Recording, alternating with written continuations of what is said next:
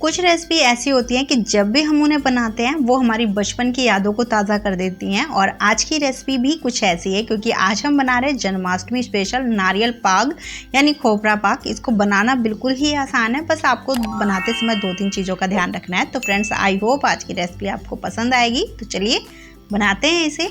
तो नारियल पाक बनाने के लिए सबसे पहले हमें लेना है एक खोपा। तो हमारे यहाँ इसको खोपा बोलते हैं, आपके यहाँ क्या बोलते हैं आप प्लीज़ कमेंट बॉक्स में मेरे साथ ज़रूर शेयर करना।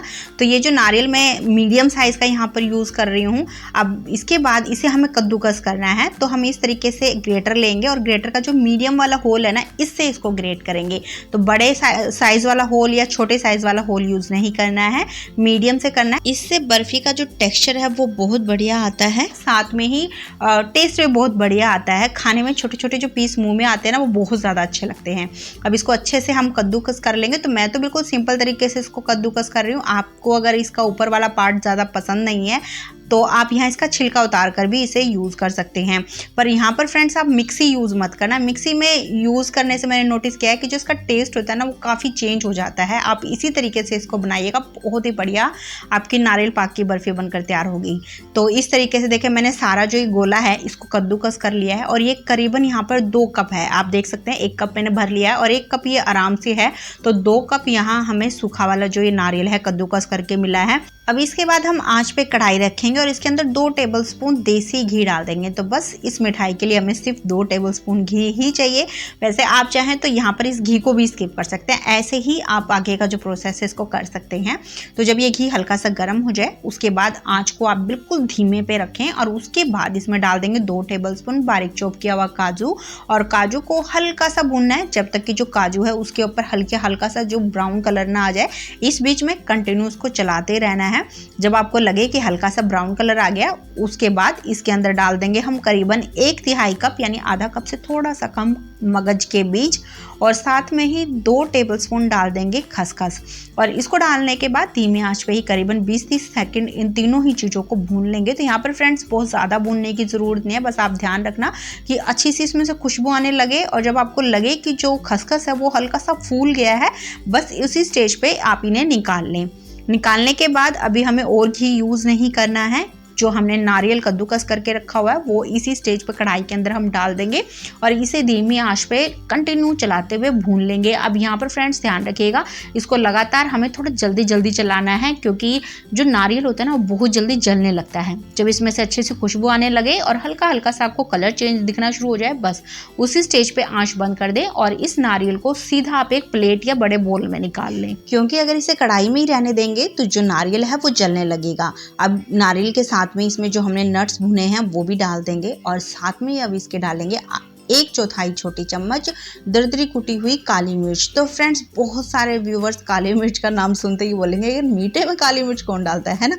पर यकीन मानिए फ्रेंड्स, नारियल पाक में इसका टेस्ट बहुत बढ़िया आता है। वैसे नारियल पाक में डलती है, अगर आपने नहीं डाली आज तक तो आप इसे ट्राई कीजिएगा और अगर आपने डाली है इस तरीके से बर्फ़ी के अंदर तो प्लीज़ अपना फीडबैक शेयर करना बिल्कुल मत भूलना।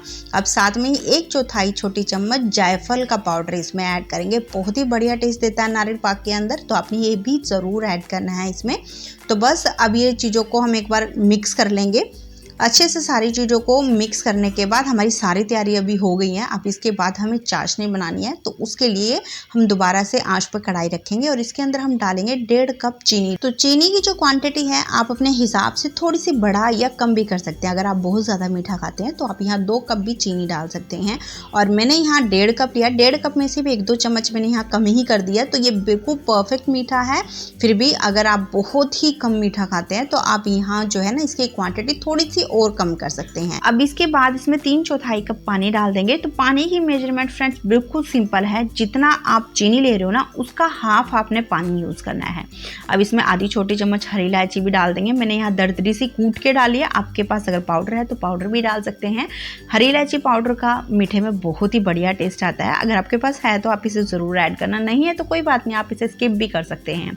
बस अब आँच को ऑन कर देंगे और इसे हम लो टू मीडियम फ्लेम पे कंटिन्यू चलाते हुए एक बार हम मेल्ट करेंगे। आपको पता ही है फ्रेंड्स कि जैसे हम चीनी पानी के अंदर डालते हैं तो जो चीनी होती है वो तली पे जाके बैठ जाती है। अगर इसको हम चलाएंगे नहीं तो कई बार क्या होता है चीनी नीचे से जलने लगती है, जिसकी वजह से चाशनी थोड़ी सी कड़वी बनेगी। तो जाहिर सी बात है अगर चाशनी कड़वी बनेगी तो फिर बर्फ़ी में भी इसका कड़वा टेस्ट आएगा। तो इसलिए लगातार चलाते हुए ही इसको हमें मेल्ट करना है। जब आपको लगे कि जो चीनी है वो पूरी तरीके से मेल्ट हो गई है, उसके बाद आंच को हम मीडियम पे कर देंगे और इसे 3 से 4 मिनट कंटिन्यू चलाते हुए पकाएंगे। 3 मिनट के बाद इसे हमें ज़रूर चेक करते रहना है ताकि जो आपकी चाशनी है वो ओवर कुक ना हो। तो करीबन मैंने यहाँ 3.5 मिनट के आसपास इसको कुक किया है। अब इसको एक बार हम चेक कर लेंगे, पर चेक करने से पहले आपने आंच को एक बार दोबारा से बिल्कुल स्लो पे कर देना है ताकि जो चाशनी है ना वो बहुत ज़्यादा कुक ना हो जाए। अब स्पैचुला पे चाशनी को हल्का सा ठंडा करेंगे, उसके बाद उंगली और अंगूठे के बीच में इस तरीके से करके देखेंगे। जैसे आप देख रहे हैं एक तार सा बन रहा है, पर ये तार है ना बीच बीच में टूट रहा है, बस ऐसा ही तार हमें बनाना है। इससे ज़्यादा उसको कुक नहीं करना है। ज़्यादा कुक कर देंगे ना तो फिर जो बर्फ़ी है वो बहुत ज़्यादा हार्ड हो जाएगी। तो बस इसी तरीके से मतलब टूटे फूटे तार वाली हमें चाशनी बनानी है। अब इसके बाद हमने जो मिक्सचर तैयार किया है वो सारा इसके अंदर डाल देंगे और इसको डालने के बाद मीडियम आंच पे इसे कंटिन्यू चलाते हुए एक बार अच्छे से कुक करेंगे। अब यहाँ पर इसको हमें तब तक पकाना है तब तक कि जो चाशनी है वो पूरी तरीके से मिक्सचर को सोख नहीं कर लेती। इस बीच में आपने इसको लगातार चलाते ज़रूर रहना है। तो करीबन 2 से 3 मिनट के बाद जैसे आप देख रहे हैं कि जो मिक्सचर है वो अच्छे से सूख गया, मतलब चाशनी पूरी इसके अंदर सूख गई है। बट अभी भी अगर आप थोड़ा सा नोटिस कर रहे होगे तो करीबन 5 से 10% चाशनी इसके अंदर रहती है।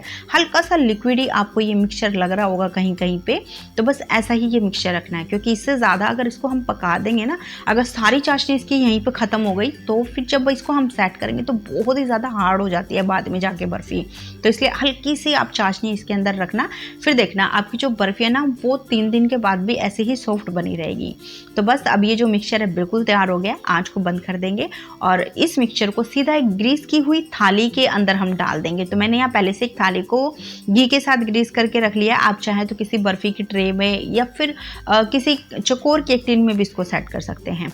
इसको डालने के बाद स्पैचुला से इसको थोड़ा सा हम ठीक कर लेंगे। तो जो इसकी मोटाई है वो आप अपनी पसंद के हिसाब से कम या ज़्यादा रख सकते हैं। उसके बाद ऊपर का जो ये सरफेस है इसको थोड़ा सा हम लेवल कर लेंगे ताकि ऊपर से भी जो बर्फ़ी है देखने में अच्छी लगे। तो बस अब इसको करीबन हम 15-20 मिनट के लिए ऐसे ही रहने देंगे ताकि हल्की सी ठंडी हो जाए। मैंने करीबन यहाँ 20 से 25 मिनट इसको रख लिया है। अभी ये हल्की हल्की सी गर्म रह गई है। बस अभी स्टेज पर इसमें हम कट लगाएंगे, क्योंकि जब ये पूरी तरीके से सेट हो जाएगी तो जो इसका पीस है ना वो हमें निकालने में थोड़ी सी दिक्कत आएगी, थोड़े से टूटे फूटे पीस निकलेंगे। तो इसलिए अभी इसमें हम कट लगा लेंगे ना तो बहुत आराम से जो इसके पीस हैं वो निकल जाते हैं। तो मैंने यहाँ इसको चकोर पीस में कट किया है। आप चाहें तो यहाँ पर कतली की शेप में भी इसको कट कर सकते हैं। तो बस कट लगाने के बाद अब इसको अच्छे से आधा पौना घंटा और रख देंगे ताकि ये बिल्कुल बढ़िया से सेट हो जाए। तो अगली जो क्लिप फ्रेंड्स आप ये देख रहे हैं ये करीबन 1 घंटे के बाद की है। अभी ये बर्फ़ी बिल्कुल अच्छे से सेट हो गई है और आप देख ही रहे हैं कितनी बढ़िया हमारी बर्फ़ी बनके तैयार हुआ है। और इसके जो पीस है ना वो बहुत ज़्यादा कहीं से टूटे बिखरे नहीं है, हल्के फुल्के तो होते ही हैं भाई, क्योंकि हमने यहाँ पर सूखा जो नारियल है वो यूज़ किया है। तो बस ये जो बर्फ़ी है आप देखिए कितनी बढ़िया बनकर तैयार हुई है, बहुत ही ज़्यादा बढ़िया इसका टेक्सचर आया है। तो बस तैयार है हमारी सिंपल सी नारियल पाक की बर्फ़ी। आपने देख लिया बिल्कुल आसान है इसको बनाना, बस आप छोटी छोटी बातों का बनाते समय ध्यान रखिएगा। आपकी जो बर्फ़ी है पहली बार भी बना रहे हैं ना एकदम परफेक्ट बनेगी। तो फ्रेंड्स आप इसका जो टेक्सचर है वो देख सकते हैं, मैं आपको तोड़ के भी दिखा रही हूँ कितनी बढ़िया हमारी बर्फ़ी बनकर तैयार हुई है। तो आप इसे इस जन्माष्टमी जरूर बनाइएगा और बनाने के बाद कैसी बनी और सबको कैसी लगी अपना फीडबैक मेरे साथ शेयर करना बिल्कुल मत भूलना। तो चलिए फिर मिलते हैं आपसे एक नई रेसिपी के साथ में।